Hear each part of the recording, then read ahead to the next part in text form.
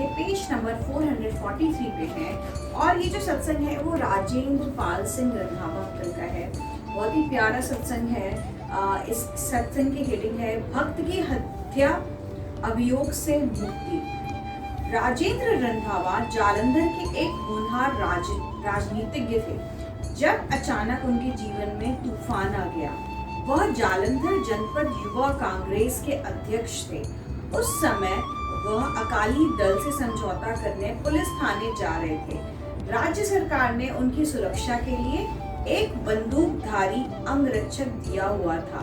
जैसे ही दोनों दल पुलिस थाने पहुंच रहे थे, रंधावा पे आक्रमण हुआ। उनका बंदूकधारी रक्षक अकाली दल के राजनीतिज्ञ और रंधावा के बीच में आ गया। विरोधी दल के उस राजनीतिज्ञ ने अपनी पिस्तौल निकालने का प्रयत्न किया, पर उस हंगामे में बंदूकधारी की गोली चलने के कारण उस राजनीतिज्ञ की मृत्यु हो गई। रंधावा पर दफा 302 के माध्यम से अभियोग लगाया गया, जिसमें 10 वर्ष तक की कारावास की संभावना थी। उनके परिवार वालों ने साधुओं और संतों के चक्कर लगाए, पर कोई लाभ नहीं हुआ। फिर रंधावा की पत्नी गुरुजी के द्वार पर आई। गुरुजी ने उसको कहा कि उनका प्रेम विवाह हुआ है और उसकी प्रेम शक्ति उसके पति को बचा लेगी। उन्होंने भविष्यवाणी करी कि दोनों दलों में समझौता हो जाएगा। फिर गुरुजी दिल्ली चले गए। रंधावा सुनवाई आरंभ होने की प्रतीक्षा में कारावास में ही रहे। उनके पास गुरुजी का चित्र था, जिसे वह अपना जीवन रक्षक समझकर सदा अपने पास रखते थे। शीघ्र ही रंधावा को 2 सप्ताह की जमानत मिली। निकलते ही वह गुरुजी के पास भागे हुए आए और उनके चरणों में अपने को रोने से नहीं रोक पाए। गुरुजी ने कहा कि वह विधानसभा के सदस्य और मंत्री भी बनेंगे। रंधावा तो उस समय अपने कारावास में रहने के अलावा कुछ सोच ही नहीं पा रहे थे। गुरुजी से परामर्श लेने के पश्चात उन्होंने 6 मास की जमानत के लिए आवेदन किया, जो उन्हें मिल गई। इस अंतराल में ही मृत अकाली नेता के परिवार के साथ समझौता हो गया। रंधावा ने उस घटनाक्रम का वर्णन करते हुए बताया कि क्या हुआ था और कैसे उन जैसे निर्दोष पर अभियोग लग गया था। जहां तक मुकदमे का प्रश्न था, प्रमाण रंधावा के पक्ष में थे, किंतु मुकदमा लंबा होता जा रहा था और न्यायाधीश तिथि बढ़ाते जा रहे थे। अंतिम सुनवाई से 1 दिन पहले गुरुजी जालंधर पहुंचे। रंधावा कहते हैं कि गुरुजी अपने आशीर्वाद देने ही आए होंगे।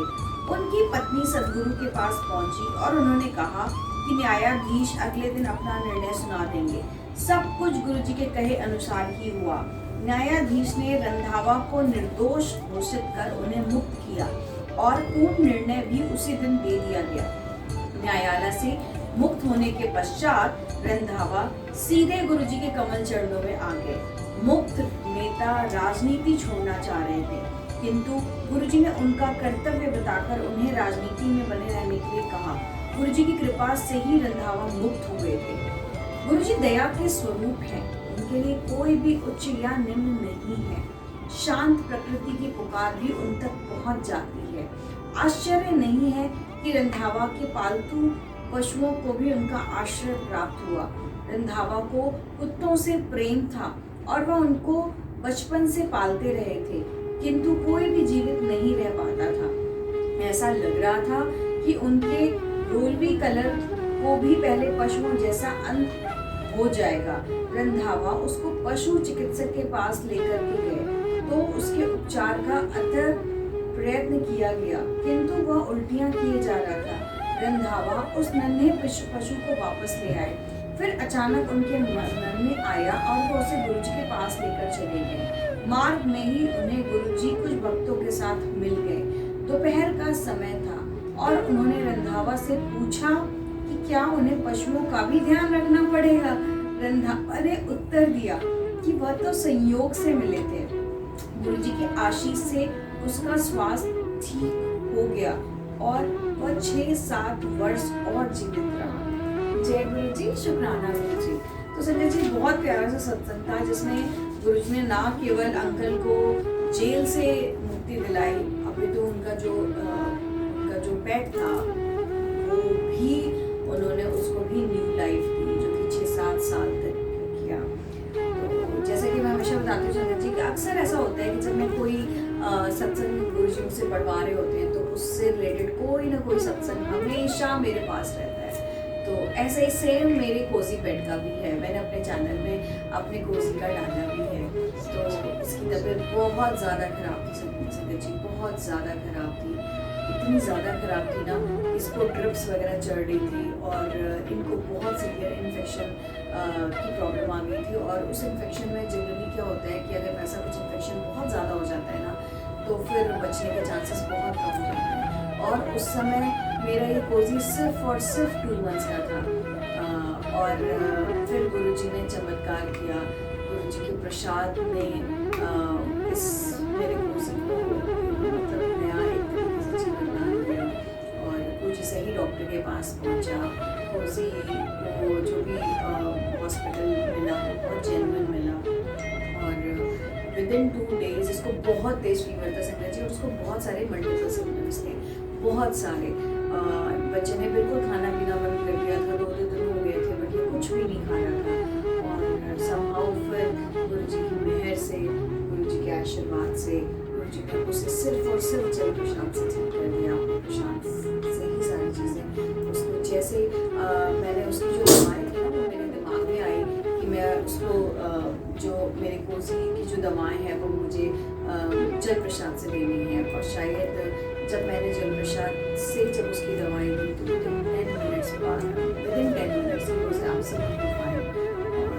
और मतलब बहुत ही ज़्यादा इम्पॉसिबल उस समय ये है हमारे कोजी, जो कि बहुत ही मतलब ऐसा लग रहा था कि पता नहीं, बहुत ही छोटा सा था और लग नहीं पा रहा था कि ये सही हो पाएंगे कभी। इस हिसाब से डॉक्टर ने इनको बोल दिया था कि बहुत ही सीरियस कंडीशन है, बहुत तेज फीवर था संगत जी, बहुत ही ज़्यादा तेज। बट हमारे गुरुजी की मेहर हम सब के साथ हमेशा रहती है। गुरुजी ना केवल मतलब गुरुजी कहते हैं ना कि तेरे घर में जितने भी लोग हैं सारे के सारे गुरु परिवार ही हैं, उनके लिए वो सबकी ध्यान देंगे।